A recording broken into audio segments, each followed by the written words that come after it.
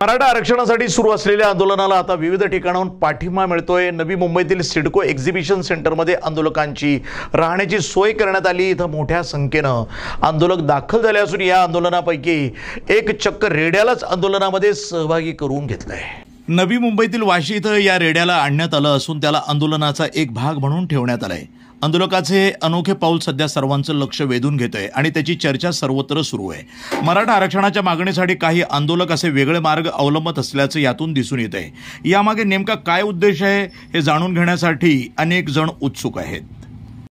Sir, Maratha समाजाच्या आंदोलनात चक्क रेड्या तुम्ही आणलेले कारण काय? रेड्याला पण सहभागी करून घेतात। सर्वांना नमस्कार, सर्वांना राम राम। सर, आपण रेडा आज नवी मुंबई या ठिकाणी घेऊन आलेलो आहोत।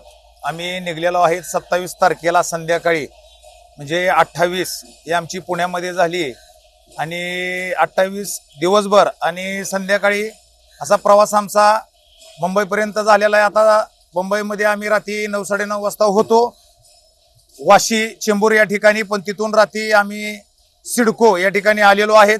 आता तुमचा प्रश्न असा आहे की रेडा आणलाय, उद्देश काय? मग रेडा आणण्याचं कारण की जे लोक मराठा आरक्षणाला विरोध करतात